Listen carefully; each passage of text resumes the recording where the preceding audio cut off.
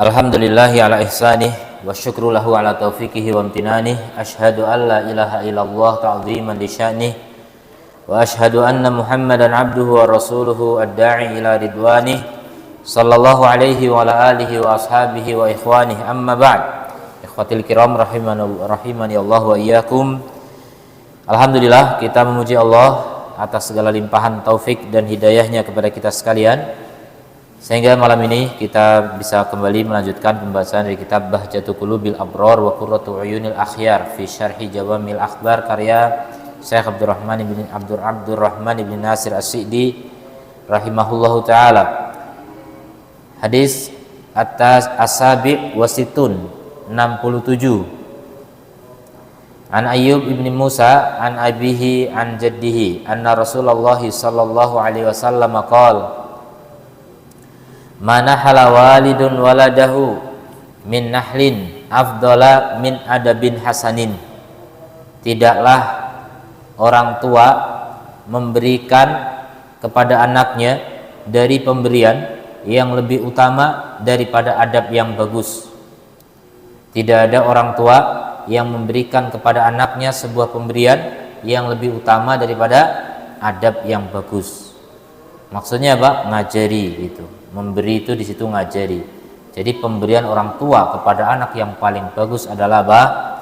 Yang paling utama adalah memberi adab, mengadabkan anak, mendidik anak agar menjadi anak yang beradab. Beradab itu artinya bertingkah laku sesuai dengan adab Islamiyah. Jadi menjalankan aturan-aturan yang ada di dalam aturan Islam. Jadi mengajarkan hukum Islam kemudian diterapkan. Jadi takdib atau tarbiyah itu lebih kepada memberi ilmu dan amal sekaligus, tidak hanya transfer maklumat, dikasih tahu habis itu nggak dikontrol, nggak disuruh, nggak di amar ma'ruf nahi mungkar gitu, nggak diikop dan sebagainya. Jadi yang namanya takdib itu artinya apa? Mempraktekkan ilmu. Selain mengajarkan ilmu juga mempraktekkan ilmu. Kalau nggak praktek dihukum dan seterusnya. Jadi ada kontrol ya, ada tindakan secara nyata untuk membuat anak itu beradab.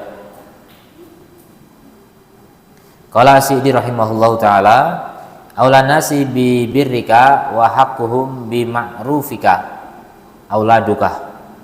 Manusia yang paling utama untuk mendapat kebaikanmu dan paling berhak untuk mendapatkan ma'rufmu, perkara baik darimu, siapa? Anak-anakmu.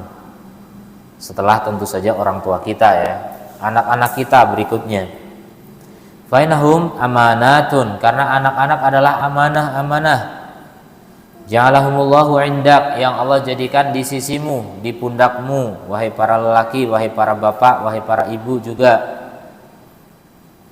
Wawassaka bitarbiyatihim, Allah mewasiatkan kepadamu untuk mentarbiyah, mendidik mereka tarbiyatan sholihatan, dengan tarbiyah yang baik, yang bagus, liabdanihim wa qulubihim, terhadap badan-badan mereka dan hati-hati mereka. Jadi tarbiyah ada dua, badan dan hati.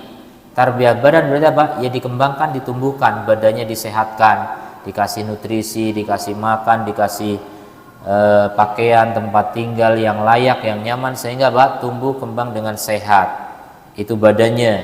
Banyak orang yang perhatian dalam masalah ini, tapi sayang sekali sedikit yang masih perhatian kepada pendidikan hati. Jadi tarbiyah hati ini jauh lebih penting. Kenapa? Kalau tarbiyah badan hanya untuk keberlangsungan hidup di dunia, sementara tarbiyah hati itu untuk keberlanjutan hidup abadi, hidup yang tidak henti. Wa kullu ma fa'altahu ma'hum, semua yang kamu lakukan bersama mereka dari perkara-perkara ini, daqiqiha wa jaliliha, yang lembut maupun yang besar, kecil maupun besar, maka sungguhnya dia termasuk menunaikan kewajiban min adail wajib alaika, jadi menunaikan kewajiban atasmu. Kamu melakukan apapun, mendidik anak secara badan maupun hati, itu adalah kewajiban atasmu. Wajib atasmu untuk melakukan itu.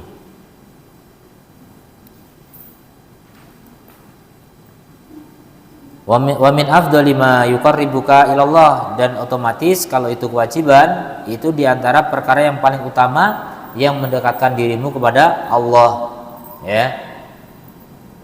Sebagaimana dalam hadis qudsi disebutkan apa? Aku tidak aku tidak menyuruh hambaku atau memerintahkan hambaku dengan sesuatu yang lebih aku cintai daripada apa yang aku wajibkan. Jadi perkara yang paling Allah cinta adalah yang Allah wajibkan. Nah, diantara kewajiban adalah mendidik anak. Berarti mendidik anak ini perkara yang paling Allah cintai. Mendidik anak merupakan perkara yang paling Allah cintai diantara perkara yang Allah cintai.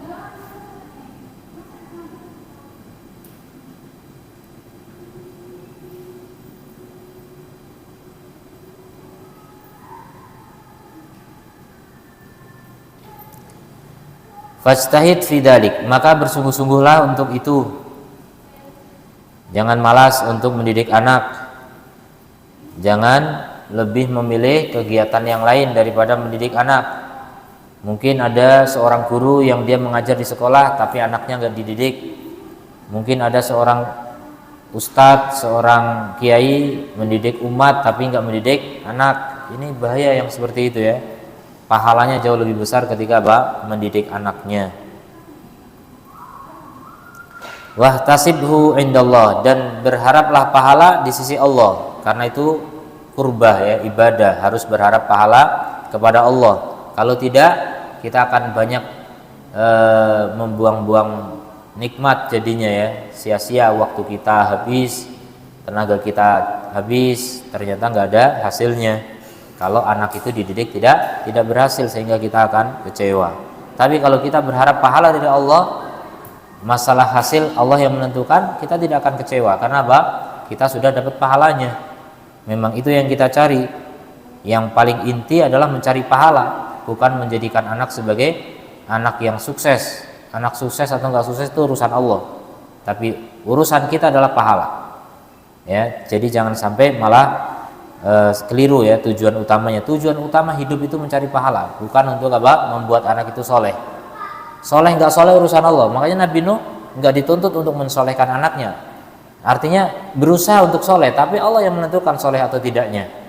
Tapi usaha Nabi Nuh sudah menghasilkan pahala, walaupun anaknya tidak berhasil soleh, tidak masalah. Fakama annaka idza at'amtahum, maka sebagaimana kamu jika memberi makan kepada mereka dan memberi pakaian kepada mereka, dan kamu melakukan tarbiyah pada badan-badan mereka, fa anta qaimun bil haqqi ma'jurun, maka kamu telah menunaikan hak atau kewajiban dan ada pahalanya. Kamu dapat pahala juga.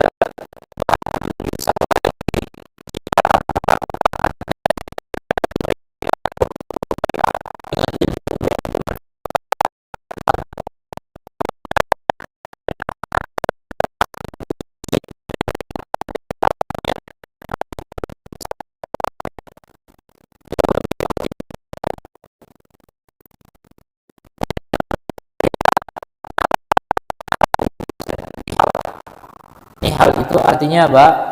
Atau nahal jamaknya nihal. Nihal adalah atoya, pemberian atau ihsan, kebaikan, anugerah, ya, karunia, pemberian.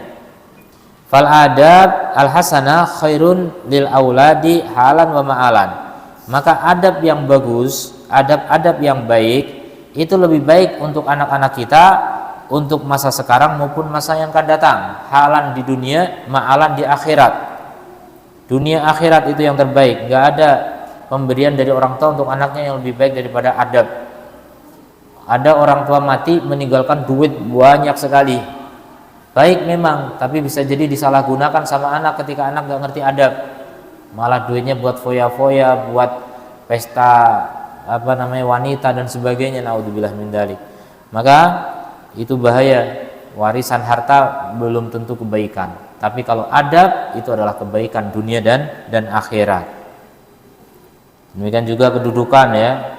Orang tuanya presiden, anaknya harus jadi wakil presiden misalnya. Itu belum tentu baik, belum tentu baik. Kenapa?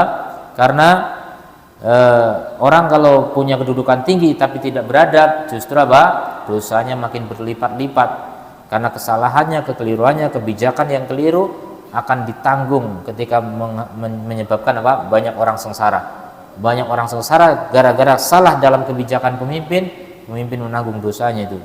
Berapa juta dia tanggung dosa dari penduduk suatu negara gitu.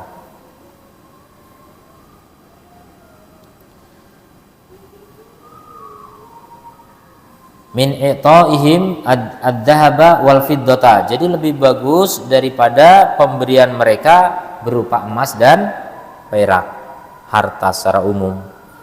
Wa anwa'al mata ad-dunyawiyah, dan berbagai macam kesenangan dunia. Anak nangis-nangis minta mainan, orang tua nggak punya duit, ya udah nangis silahkan nangis gitu. Kayaknya orang tua jahat banget tapi nggak punya, gimana? Atau orang tua punya prioritas, sebenarnya duit ini mau dipakai untuk membeli makanan yang bergizi misalnya buat anaknya, tapi anak nggak ngerti maunya mainan. Nah ini pendidikan namanya, adab, bagaimana orang tua menginginkan yang terbaik buat anaknya, tidak harus menuruti setiap keinginan anak. Anak itu melihat orang tuanya ketika tidak menuruti keinginannya dianggap orang tua durhaka, itu orang tua jahat. Dan itu ada hashtag di Twitter ya, mengatakan orang tua jahat atau apa gitu, ngetren anak-anak muda sekarang menuduh orang tuanya sebagai orang tua jahat gara-gara apa? Orang tua nggak mau menuruti kemauan anak. Inilah dunia ya, terbalik. Bagaimana kedurhakaan itu udah makin nyata karena apa? Zaman akhir Nabi memberi tanda, di antara tanda kiamat apa? Dekatnya kiamat, banyaknya anak yang durhaka. Makin tidak tahu diri. Kenapa banyak anak durhaka? Karena keteledoran orang tua juga. Orang tuanya nggak mendidik mereka dengan baik. Kenapa orang tuanya nggak mendidik mereka dengan baik? Karena orang tuanya juga nggak ngerti. Dulunya kesalahan orang tuanya lagi. Jadi begitu terus menerus. Karena makin kesini, makin dekat kiamat, makin ilmu itu makin tipis. Ilmu makin langka, ulama makin jarang, kitab makin banyak tapi makin nggak dibaca. Sehingga apa? Ya udah kualitas manusia semakin turun, iman makin turun, adab makin turun, sehingga durhaka makin meningkat. Begitulah kejadian yang terjadi saat ini. Kita melihat langsung bagaimana anak-anak sekarang begitu durhakanya kepada orang tua, durhaka kepada guru. Orang tuanya sendiri mungkin dia berani, tapi kepada guru sekolah SD juga berani gebrak-gebrak meja, banting pintu dan sebagainya. Itu anak murid kepada gurunya berani begitu. Luar biasa ya kenakalan anak zaman sekarang. Zaman dulu nggak ada, zaman penjajahan apalagi ya, anak itu tunduk kepada gurunya, takut, nunduk, bahkan benar-benar nunduk, nggak berani melihat wajah gurunya, nggak berani. Berubah sekarang jangankan melihat gurunya, melotot ke gurunya berani ya. Disita HP-nya marah, melotot kepada gurunya, itu anak SMA. Begitu anak hari ini ya, naudzubillah min dzalik. Teladannya siapa nggak tahu ya, yang jelas sudah rusak memang, moral sudah semakin bobrok, kenakalan remaja makin parah ya, tawuran, pacaran, narkoba, hiburan malam, itu anak-anak SMP SMA sudah mulai melakukan hal-hal seperti itu ya. Ini keprihatinan yang luar biasa. Orang tuanya pada kemana tuh? Orang tuanya teledor dalam mendidik anaknya. Orang tuanya nggak maksimal dalam mengadabkan anaknya. Karena dari sisi orang tuanya sendiri juga tidak maksimal dalam taat kepada Allah. Orang tuanya juga nggak peduli. Orang tuanya hanya sibuk nyari duit. Anaknya dibiarin berkumpul dengan kawan-kawannya, dengan segala macam manusia. Jadi akhirnya tidak ngerti adab, tidak ngerti adab Islami, tidak ngerti ilmu dan amal. Kemudian li'annal adab al-hasanah, karena adab-adab yang bagus, wal akhlak al-jamilah, dan juga akhlak yang cantik, yang indah, biha yartafi'un, dengannya anak-anak itu menjadi naik tinggi derajatnya di sisi Allah, menjadi tinggi. Kemudian wa biha yas'adun, dan dengannya mereka juga bahagia. Apa sih yang membuat orang itu bahagia kalau bukan adab? Harta? Enggak. Banyak orang menganggap saya tuh bahagia kalau punya duit banyak. Ini ditipu oleh dunia, ditipu oleh setan ya. Kesenangan dunia itu mata'ul gurur, kesenangan yang menipu. Banyak orang tertipu ke situ. Mereka sudah mengikuti hawa nafsu, ditambah lagi setan, kemudian melihat dunia segala-galanya. tertutup dari akhirat, nggak lihat surga, nggak lihat neraka, pokoknya dunia segala-galanya. Begitulah manusia hari ini, tipis iman, jadi menganggap dunia itu harus dikejar dengan maksimal, harta harus banyak, ya fasilitas dunia harus lengkap, ya segala permainan, segala hiburan harus ada, semua fasilitas tentang dunia diadakan, dibawa ke rumah. Kalau nggak ada di rumah ya pergi ke sana melancong kemana untuk mencari hiburan duniawi. Itulah manusia hari ini. Target hidupnya hanya untuk itu, pemuas nafsu. Ya, di rumah nggak ada pelacur, datang ke tempat pelacuran. Naudzubillah min dzalik. Jadi kegiatan manusia hanya itu. Coba lihat manusia hari ini di medsos itu, tempatnya orang berbagai model manusia ada di sana. Maka kita saksikan bagaimana kebanyakan manusia mengakses internet hanya untuk kepentingan nafsu, ya. Naudzubillah min dzalik. Kemudian wa bihasadun wa biha yu'adduna ma 'alaihim min hukukillah wa hukukil ibadi, dan dengannya, dengan adab juga mereka bisa menunaikan apa yang menjadi kewajiban mereka berupa hak-hak Allah dan hak-hak hamba. Anak jadi ngerti kewajibannya kepada Allah apa, kewajiban pada orang tua bagaimana, kewajiban kepada guru bagaimana, kewajiban kepada saudara bagaimana, kepada kawan, kepada siapapun ngerti jadinya. Ngerti kepada tamu bagaimana, kepada orang yang lebih tua seperti apa, kepada yang sebaya, kepada yang lebih kecil seperti apa. Itu ngerti adab, jadi bisa sayang kepada yang lebih kecil, kemudian menghormati yang lebih tua. Bagaimana bersikap sopan santun kepada setiap orang yang dijumpainya. Ini semuanya adab yang mulai hilang hari ini. Sedikit sekali orang yang mempraktekkan. Maka orang-orang yang seperti itu semakin langka, dan orang itu kalau semakin langka semakin spesial sebagai barang. Barang itu kalau semakin langka, semakin jarang, semakin mahal. Begitu juga manusia. Ketika akhlak ini menjadi semakin langka, barang langka, maka di sisi Allah menjadi semakin apa? Spesial. Sehingga apa yang dikatakan Nabi menjadi benar, ya. Orang yang berada di akhir zaman nanti, al-mutamassiku bisunnati, orang yang berpegang teguh dengan sunnahku, lahu ajru khamsina minkum, bagi mereka pahala 50 kali dari kalian. Kenapa? Karena sulitnya orang beramal soleh seperti para sahabat, ya, yang mereka amalkan pada saat itu, kemudian diamalkan di akhir zaman seperti sekarang. Berat sekali orang bisa beramal seperti amalan sahabat. Maka orang yang seperti itu wajar dan layak kemudian mendapatkan apa? Pahala yang berkali-kali lipat dari pahala yang dilakukan oleh sahabat. Maka inilah keutamaan besar, jangan dilalaikan, ya. Jangan takut kalaupun Anda sendirian, karena Anda bersama para salafus soleh dan Anda bersama Allah. Tenang saja ketika Anda mungkin mengikuti sunnah Nabi, dicemooh kawan-kawan, diremehkan orang lain, dianggap sebagai orang kolot, orang kuno, orang purba atau bagaimana. Terserah mereka mau bilang apa, yang jelas memang inilah yang dikatakan Nabi, berpegang teguh dengan sunnah Nabi itu berat. Kal qabid alal jamri, seperti orang yang memegang bara api. Tidak gampang orang memegang sunnah Nabi Shallallahu Alaihi Wasallam. Wa biha yastanibuna anwa'al madari, maka dengan adab juga mereka bisa menjauhi berbagai macam-macam bahaya seperti kesombongan, kemudian keangkuhan, kedurhakaan, itu dihindari semua. Itu semuanya bahaya yang menyebabkan orang itu terpuruk dalam masalah pencapaian dunia saja. Itu bisa gagal karena apa? Kesombongan. Orang yang mungkin kaya raya kemudian sombong, gagal nanti akhirnya apa? Anjlok juga penghasilannya. Perolehan ekonominya pun akan merosot gara-gara kesombongan. Jadi adab-adab itulah yang akan membuat orang apa? Selamat dari berbagai bahaya. Wa bihayatimu birruhum liwalidaihim, dengan adab itu menjadi sempurna kebaktian atau berbaktinya anak terhadap kedua orang tuanya. Ya, sebagian anak gak ngerti hak orang tuanya apa. Dia maunya puas, dia bahkan menuntut dan menuntut, setiap saat menuntut dari orang tuanya. Ketika orang tuanya nggak memenuhi, maka dia pun akan bersikap semaunya. Wa ma ihbalul aulad, adapun menelantarkan anak-anak, mengabaikan pendidikan adabnya, fa dararuhu kabirun, maka bahayanya sangat besar.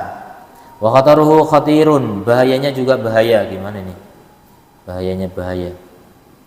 Wa ara'aita laukana laka bustan fanammaitahu, apa pendapatmu seandainya kamu punya kebun atau sawah, kemudian kamu kembangkan dia hatta istatammat asjaruhu, sampai kemudian menjadi sempurna pohon-pohonnya, sudah siap berbunga, bahkan mau berbuah.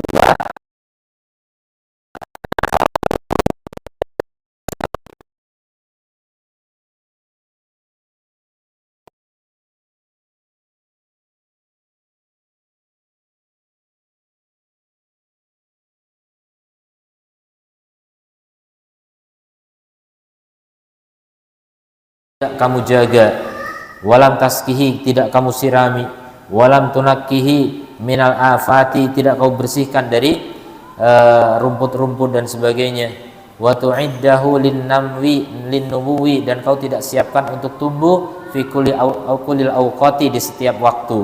Alaysa hadza min a'dhamil jahl, bukankah ini termasuk kejahilan yang paling besar? Jadi nanam padi misalnya sudah mulai menguning, bukan menguning, mulai menghijau, tapi kemudian diabaikan, ya, jadi dibiarkan hancur dan sebagainya, tidak dijaga. Inilah kebodohan yang paling bodoh. Wal humq, kepandiran. Fa kaifa tuhmilu auladak, maka bagaimana kamu mengabaikan anak-anakmu, alladzina hum faladatu kabidika, yang mereka merupakan belahan hatimu, ya, wa samaratu fuadik, atau buah hatimu, wa nuskhatu ruhik, dan dia adalah fotokopian ruh kamu, gitu. Anak itu kan fotokopian kita. Wal qaimuna maqamaka, dan dia yang akan melakukan atau menggantikan kedudukanmu hayyan wa maitan, ketika kamu hidup maupun mati. Itulah anak kita. Kita mati, anaklah yang menggantikan kedudukan kita. Alladzina bisa'adatihim, yang dimana dengan kebahagiaan mereka tatimu sa'adatika, sempurna juga kebahagiaanmu. Kamu mati pun dengan tenang. Kenapa? Karena anaknya bahagia. Anak-anak bahagia. Coba kalau anak-anak menderita kenapa? Ribut diantara mereka, rebutan warisan. Kita mati pun nggak tenang jadinya. Anak udah gelakatnya mau ribut, memperebutkan warisan. Belum mati orang tuanya, tapi anak-anak sudah ribut memperebutkan harta orang tuanya. Itu nggak ngerti adab. Itu orang yang lebih memilih dunia daripada akhirat. Jadi kuncinya adab itu bagaimana menanamkan iman, itu yang nomor satu. Bagaimana iman, keyakinan bahwa dunia itu hina dan akhirat itu mulia, itu yang paling penting. Kalau tertanam itu pada benak si anak, insya Allah tidak akan mengagungkan dunia. Kalau orang nggak mengagungkan dunia, nggak akan rebutan harta, nggak akan rebutan popularitas, nggak akan rebutan kedudukan, nggak akan rebutan apapun dari dunia. Dia lebih memilih apa? Berebut, bersaing untuk mengejar predikat yang terbaik di sisi Allah Subhanahu wa ta'ala. Itulah hakikat dari adab, ya. Jadi dari akidahnya, kemudian akhlaknya, kemudian ibadahnya, muamalahnya juga, semuanya ditata. Itu semua tergabung dalam kata adab. Alladzina bisa'adatihim tatimu sa'adatuka wa bifalahihim wa najahihim tudriku biha khairan katsiran, dan dengan kesuksesan mereka, keberhasilan mereka, kamu akan meraih dengannya kebaikan yang banyak, pahalanya pun mengalir kepadamu. Anak-anak yang soleh, yang solehah, ketika mereka sholat, mereka baca Quran, mereka zikir, pahalanya mengalir kepada kamu karena kamu yang mendidik mereka. Coba kalau yang mendidik mereka itu guru ngajinya, itu guru ngajinya yang dapat pahala. Orang tuanya dapat juga ketika orang tuanya nyuruh ngaji, tapi ya dapatnya berapa persen gitu. Yang persentasenya lebih banyak guru ngajinya. Maka jadi orang tua jangan sia-siakan kesempatan untuk mendidik anak. Kalau bisa anak kita itu nggak ngerti huruf a, ba, ta, tha kecuali dari kita. Nggak bisa baca Quran, nggak bisa sholat, nggak bisa wudu, nggak bisa semua amal-amal soleh, bahkan keimanan itu yang paling penting, ya, tentang akhlak-akhlak mulia yang amal-amal batin, tidak tahu kecuali dari kita. Itu yang kita akan panen besar nanti di akhirat. Wa ma yadzakkaru illa ulul albab, dan tidak ada yang bisa mengambil pelajaran kecuali orang-orang yang memiliki akal. Kemudian hadis 68 dari Abi Musa al-Asy'ari radhiyallahu anhu, qala Rasulullah sallallahu alaihi wasallam, mathalul jalisi shalihi wal jalisi su'i ka hamilil miski wa nafikhi al-kir. Permisalan teman duduk yang soleh dengan teman duduk yang buruk itu seperti pembawa misik dan peniup kir, bara api untuk memanaskan besi. Karbit itu, bau karbit. Jadi yang satu pembawa misik harum, yang satu bau karbit. Fahamil miski imma an yuhdiyaka, pembawa misik bisa jadi dia akan menghadiahkan kepadamu, wa imma antabta'a minhu, atau kamu membeli darinya padahal dia enggak jualan. Wa imma antajida minhu rihan thayyibatan, minimal kamu mencium aroma harum. Kalau kamu dekat dengan penjual parfum atau pembawa parfum, ya, pembawa ini bukan penjual. Sering diterjemahkan ke Indonesia jadi penjual, ya, pembawa parfum. Kalau kamu dekat dengan pembawa parfum, kamu akan mencium baunya, minimal bau yang harum. Sebaliknya kalau peniup kir, orang yang meniup api untuk membakar besi, pandai besi, profesinya pandai besi, imma an yuhriqa thiyabaka, bisa jadi membakar bajumu, wa imma antajida min hurihan khabithatan, atau kamu akan mendapati aroma yang busuk. Itu minimal. Kalau kamu nggak kebakar bajunya, Pak, kamu mencium bau busuk. Nah, itulah perumpamaan teman duduk yang soleh dengan teman duduk yang buruk. Maka hati-hati dari teman duduk yang buruk, mencelakakan dan merugikan. Hadis riwayat Al-Bukhari dan Muslim. As-Sidi rahimahullah ta'ala menjelaskan, istamala hadal hadithu ala al-hathi ala ikhtiyaril ashabi as-salihina. Hadis ini mengandung motivasi untuk memilih teman-teman yang soleh dan mentahdir dari lawannya, dari teman-teman yang jahat, yang buruk, teman-teman yang malas, teman-teman yang mempengaruhi untuk cinta dunia. Hati-hati.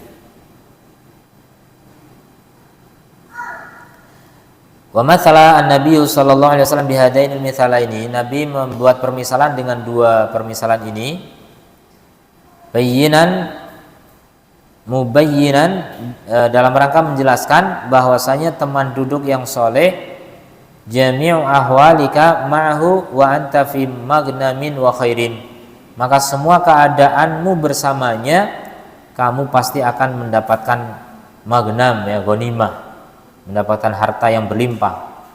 Ini bukan harta materi, ya, harta berupa keutamaan, kebaikan, ilmu dan sebagainya. Wa khairin, dan kebaikan, seperti pembawa misik, pembawa minyak wangi, alladzi tantafi'u biha ma'ahu minal misk, yang kamu bisa mengambil manfaat bima ma'ahu, dengan apa yang bersamanya dari minyak wangi itu. Ima bi hibatin, bisa jadi dengan hibah, kamu dihadiahi, atau bi'iwadin, atau dengan tukar menukar, kamu beli, au aqallu dzalik, atau minimal muddata julusika mahu, selama kamu duduk bersamanya, maka wa anta qarirun nafsi bi raihati al-misk, maka kamu pun jiwanya menjadi senang karena apa? Mencium aroma yang harum.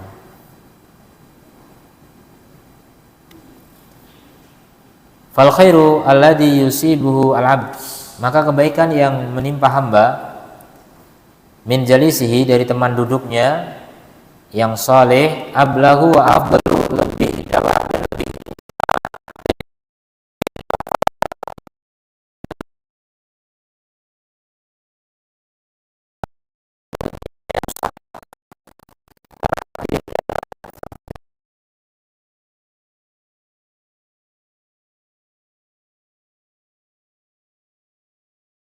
lari nanti keluar darahnya. Ada proses lain, saya nggak tahu. Nanti darahnya didiamkan menjadi aroma yang harum sekali, itu misik atfar. Parfum yang paling bagus katanya, yang paling disukai Nabi. Fainahu imma an yu'allimaka ma yanfa'uka, ya, jadi teman yang baik itu bisa jadi dia akan mengajarimu apa yang bermanfaat buat kamu, ngajari ilmu agama, atau bahkan ngajari ilmu dunia. Dia ngajari kamu reparasi motor misalnya, ngajari kamu bagaimana membuat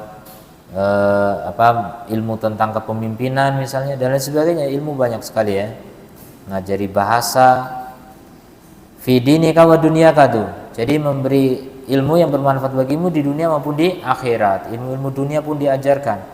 Jangan salah ya, banyak orang mengira ilmu itu hanya diperoleh di sekolah. Justru sebaliknya, kebanyakan ilmu itu diperoleh di luar sekolah. Kebanyakan orang hebat, orang-orang cerdas itu belajar di luar sekolah.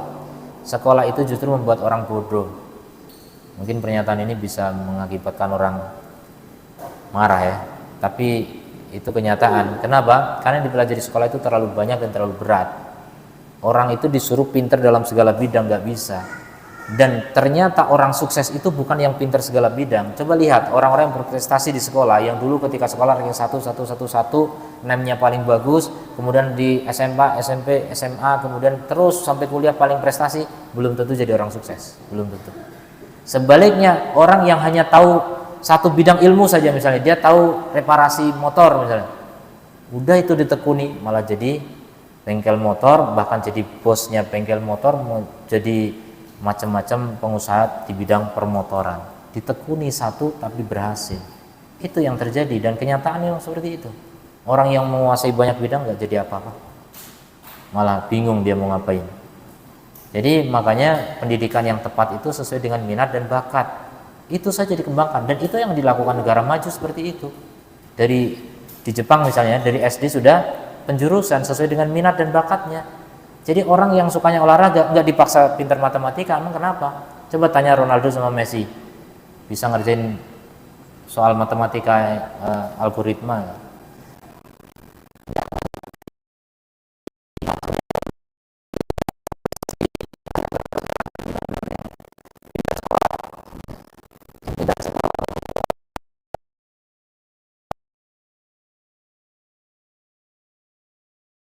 Dipelajari semua, malah nggak ahli apapun. Justru orang itu kalau mau sukses dalam kehidupan dunia ya, apalagi akhirat ya, hampir sama. Dalam ilmu dunia, tekuni saja satu bidang berulang kali, diulang-ulang sampai ribuan kali, pasti menjadi ahli.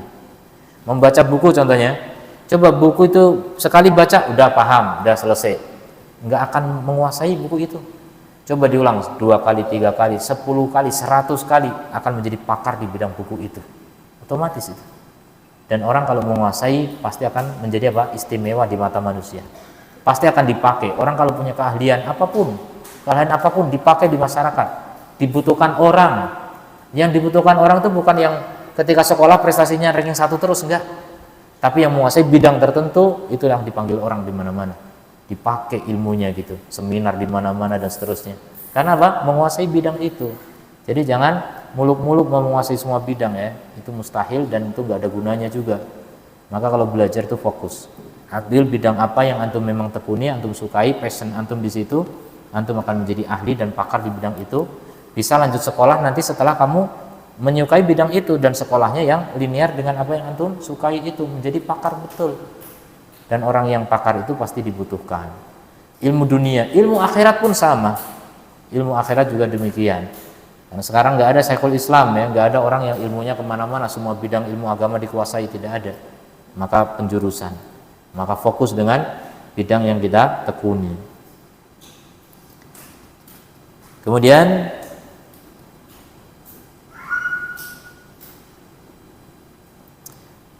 mana tadi? Ablahu afdalu minal miskil akfar. Fa inna imma an yu'allimaka au yuhdiya laka nasihatan, atau memberi hadiah kepadamu berupa nasihat ya. Jadi orang baik itu bisa jadi mengajari kamu yang bermanfaat untuk dunia maupun akhirat, atau memberi nasihat kepada kamu ketika kamu lalai, kamu pun dinasihati. Bahkan kadang-kadang cuma sikap dia, tingkah laku dia bisa menasihati kita.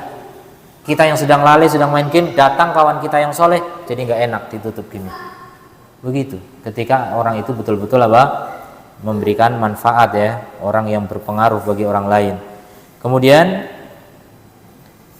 au yuhadziraka minal iqamati ala ma yadurruka, atau memperingatkanmu dari melakukan apa yang membahayakanmu. Ketika kamu melakukan maksiat, dia pun akan memperingatkanmu.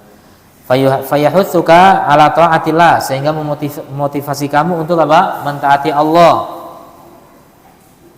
Wa birril walidain, dan berbakti kepada kedua orang tua, wasilatil arhami, dan menyambung rahim, wa da'wati ila makarimil akhlaqi, dan menyeru kepada kemuliaan-kemuliaan akhlak, wa mahasiniha, dan keindahan-keindahan akhlak, dengan ucapannya, perbuatannya maupun sikapnya. Jadi semua akan menjadi pengaruh yang baik, pengaruh positif. Kalau Anda merasa kurang pandai untuk menjadi orang soleh, gampang saja caranya, kumpul dengan orang soleh. Itu salah satu tombol ya, wong kang soleh kumpulono gitu. Orang soleh dikumpulin. Sering-sering kumpul dengan orang soleh, otomatis kita akan ke bawah soleh. Tapi kalau kita sudah pemalas, ngumpulnya sama pemalas, ya udah jadi malas kuadrat. Bukan kuadrat lagi, tergantung berapa orang situ. Kalau 5 orang malas pangkat 5 itu ya, luar biasa.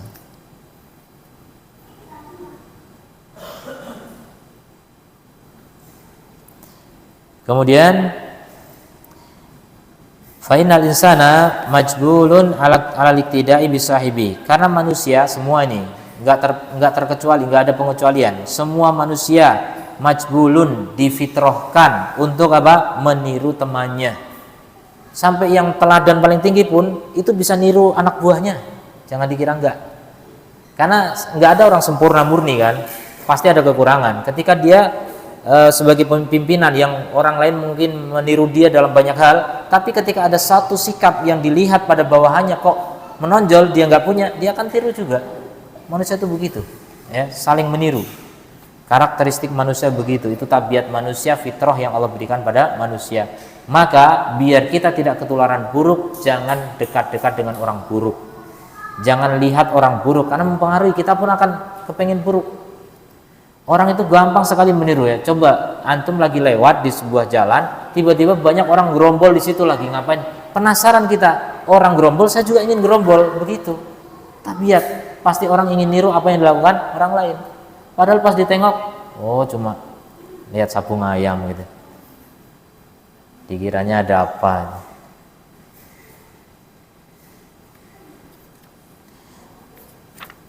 Wajali suhu, dan ingin meniru teman duduknya.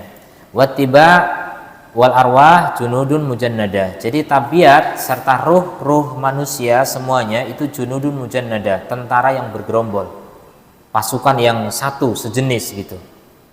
Seperti burung ya, at-tuyuruk alamit lihat kok, burung itu kepada yang semisalnya hinggap. Enggak mungkin burung merpati hinggap di kawanan burung gagak, keroyok nanti dibully ya.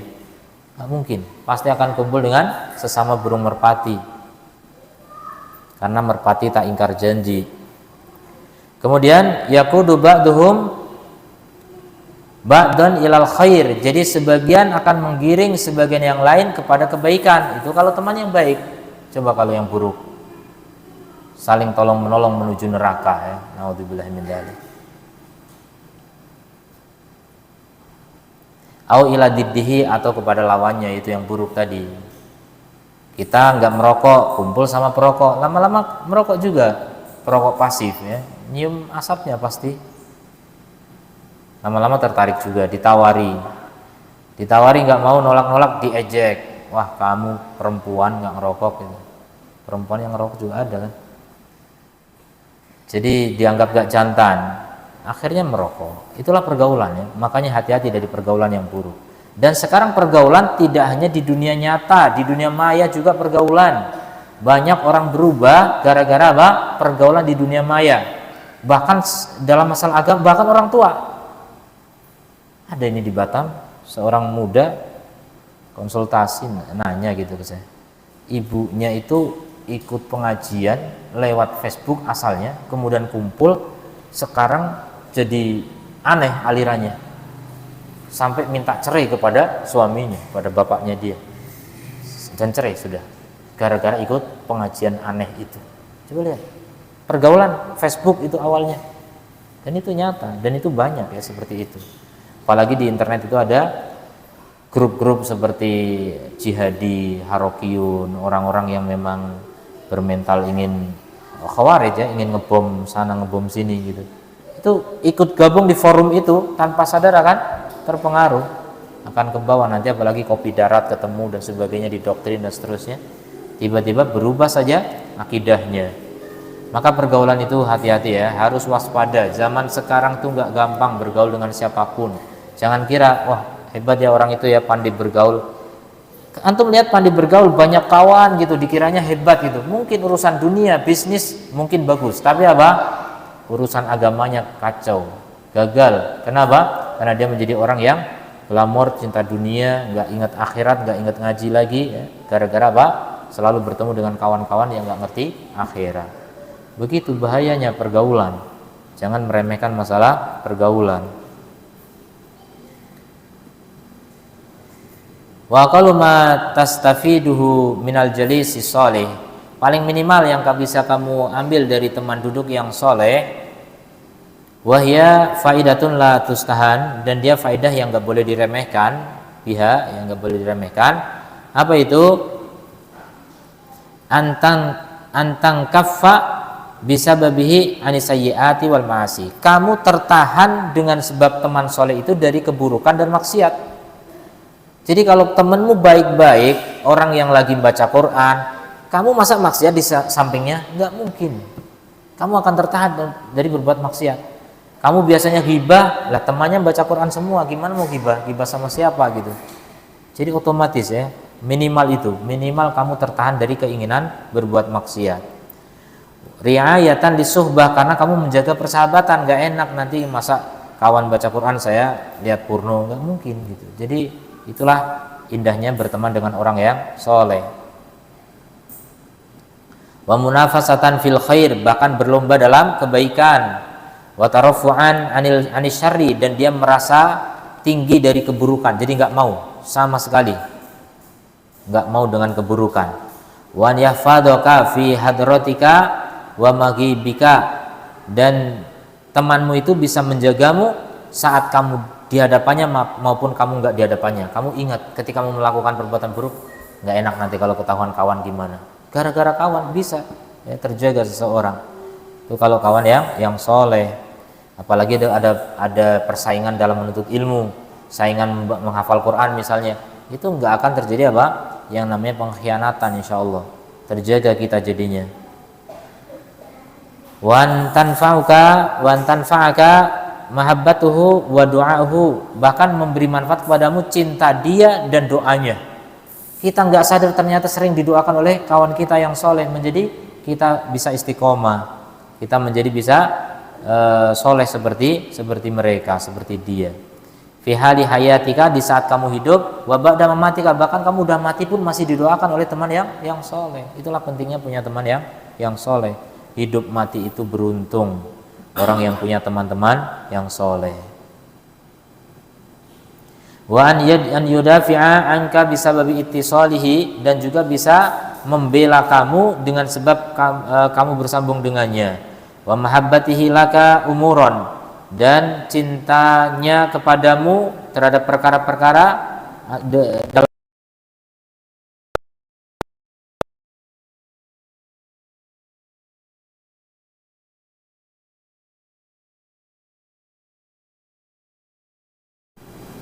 kama annahu qad yasiluka bi ashkhasin, sebagaimana dia kadang menyambungkanmu dengan orang-orang dan perbuatan-perbuatan yang bermanfaat bagimu.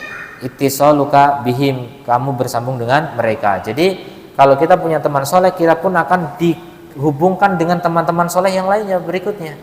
Akhirnya punya link orang-orang yang soleh, berada di lingkungan yang soleh, terjaga sampai mati tetap soleh. Tapi kapan kita berkumpul dengan orang yang toleh gitu, yang nggak soleh, itu akan apa? Mempengaruhi kita, cepat atau lambat akan membuat kita semakin menyimpang ya. Naudzubillah min dzalik. Mau balik lagi udah nggak bisa. Seperti orang yang mendaki gunung harusnya sampai puncak, dia beleser ke jurang gitu. Udah sampai jurang mau naik lagi udah nggak bisa ya. Naudzubillah min dzalik. Makanya banyak ya korban-korban pendaki gunung, nggak ketemu, hilang kemana, ternyata masuk jurang. Nah begitulah gambaran orang yang meniti jalan menuju Allah. Ketika dia nggak istiqomah, nggak berkumpul dengan orang soleh, akhirnya terjerumus ke dalam jurang neraka ya. Naudzubillah min dzalik. Wa fawaidul ashab as-salihin, dan faidah teman-teman yang soleh, la tu'addu, tidak terhitung, banyak, wala tuhsa, tidak terbilang. Wa hasbul mar'i, cukup seseorang, an ya'tabira biqarinihi, untuk mengambil pelajaran dari teman dekatnya.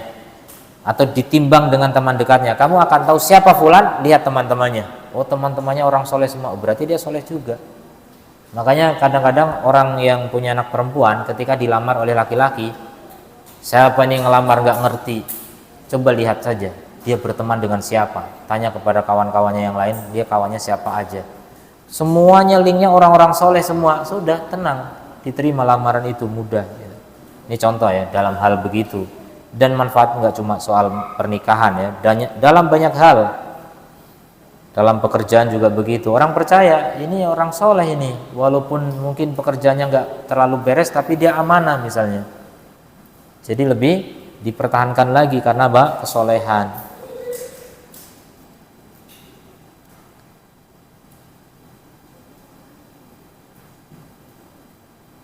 Wa an yakuna ala dini khalilihi. Jadi orang itu pasti akan berada pada agama teman dekatnya.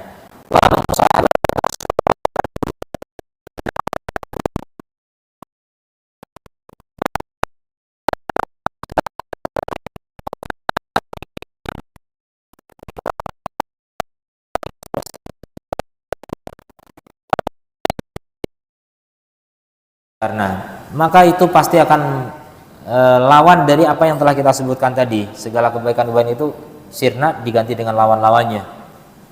Wahum madaratun min jamil wujuh. Jadi mereka hanya mudarat, bahaya dari segala sisi.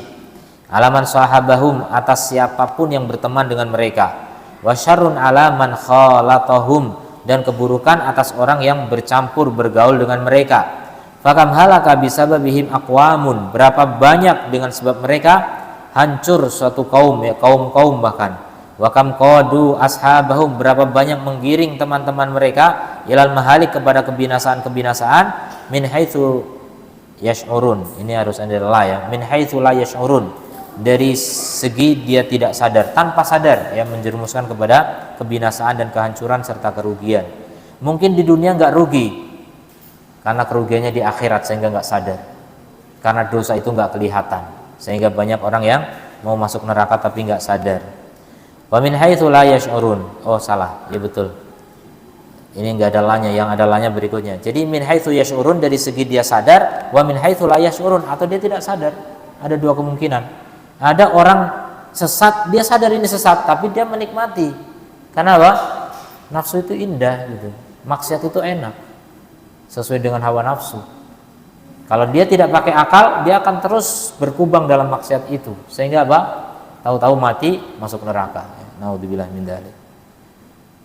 Atau yang tidak sadar, dia kira jalan kebaikan, ternyata masuk neraka, seperti bid'ah. Orang yang diajak kepada bid'ah nggak ada yang tahu kalau itu dosa. Kebanyakan orang kira ini ibadah, apa salahnya saya ikhlas lillahi ta'ala, padahal masuk neraka. Makanya hati-hati dari teman-teman yang membinasakan. Walihada kana min a'dami ni'amillahi 'alal 'abdi. Oleh karena itu diantara nikmat Allah yang paling agung kepada hamba-hambanya, an yuwaffiqahu li suhbatil akhyar, yaitu Allah memberi taufik kepadanya untuk berteman dengan orang-orang baik. Itu termasuk rizki dari Allah, nikmat Allah. Jangan dikira antum hebat cari kawan ya. Kamu hebat ya nyari kawan, dipuji begitu langsung GR, ujub. Nah, itu jadi penyakit, jadi dosa. Ketahuilah ketika antum dipuji gitu, jangan bilang enggak, ini bukan saya yang nyari, Allah yang memberi. Ini taufik semua dari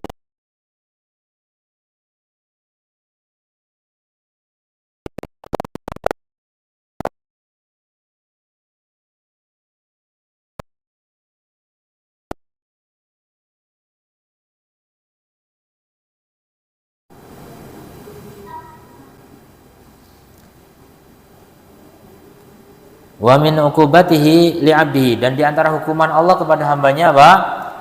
Diuji dengan berteman dengan orang-orang buruk. Jadi gara-gara durhaka sama orang tua, biasanya anak langsung kemana? Ketemu kawan-kawan yang baik atau jahat? Jahat rata-rata, langsung makin buruk. Gara-gara apa? Durhaka sama orang tua. Coba kalau dia taat, patuh sama orang tua, berbakti sama orang tua pun senang, orang tua mendoakan terus, dia akan ketemu kawan pun kawan yang baik, kawan yang akan membawa dia kepada tingkatan yang jauh lebih mulia. Jadi itulah hukuman dari Allah ya, ketika kita dipertemukan dengan kawan-kawan buruk itu hukuman dari Allah gara-gara dosa-dosa kita juga. Makanya jangan sekali-kali mencoba-coba melakukan dosa, karena akibatnya apa? Di dunia diantaranya diberi teman-teman yang buruk, dipersulit untuk beramal soleh, jarang dapat taufik, sulit dapat taufik. Suhbatul akhyar tusilul abda ila a'lal illiyin. Jadi bersahabat dengan orang-orang baik akan mengantarkan hamba kepada tingkatan yang paling tinggi. Sementara bersahabat dengan orang-orang buruk akan mengantarkan hamba kepada asfalas safilin, tempat yang paling rendah, neraka paling bawah. Suhbatul akhyar tujibulahul uluma an-nafi'ah. Berteman dengan orang-orang baik akan mendatangkan baginya ilmu yang bermanfaat dan akhlak yang utama, amal-amal yang soleh. Sementara bersahabat dengan orang-orang buruk akan menghalanginya hal itu semuanya. Semua itu terhalang, ilmu bermanfaat, akhlak mulia, amal soleh nggak ada. Allah Ta'ala berfirman, wa yauma ya'addu dzalimu ala yadayhi yaqulu ya laitani ittakhadtu ma'ar rasuli sabila ya wailata laitani lam attakhid fulanan khalila laqad adallani 'anid dzikr. Pada hari orang yang dolim akan gigit jari, ala yadaihi, gigit jari, menyesal. Dia mengatakan, ya laitani, oh seandainya aku ittakhadtu ma'ar rasuli sabila, mengambil bersama Rasul jalan. Nyesel dia, kenapa dulu di dunia enggak ikut Rasulullah, enggak ikut jalannya Rasul. Ya laitani lam ya wailata, celaka aku, laitani, seandainya aku lam attakhid fulanan khalila, tidak menjadikan fulan sebagai teman. Laqad adallani 'ani dzikri, dia telah menyesatkanku dari zikir kepada Allah, enggak ingat akhirat, enggak ingat Quran, enggak ingat sholat dan sebagainya. Itu penyesalan di mana? Di neraka, udah enggak ada gunanya. Di akhirat udah enggak ada gunanya penyesalan. Maka sebelum terlambat, sebelum Anda mati, sekaranglah kalau menyesal. Seandainya sekarang masih ada teman-teman yang buruk, segera, jangan takut untuk mengatakan apa? Lo, gue, N, selesai. Nggak ada lagi. Nggak ada berteman dengan orang yang menjerumuskan ke neraka. Lebih baik apa? Nggak punya teman tapi masuk surga daripada teman banyak malah menjerumuskan ke dalam neraka. Tapi kalau bisa berteman dengan orang soleh. Karena apa? Hidup sendirian itu bahaya ya. Setan lebih terangsang untuk menggoda orang yang sendirian. Kalau kita bersama orang-orang soleh, digoda setan, kawan kita mengingatkan. Jadi banyak pengaman ya, banyak pengaman. Itulah untungnya punya kawan-kawan yang soleh. Mungkin ada pertanyaan?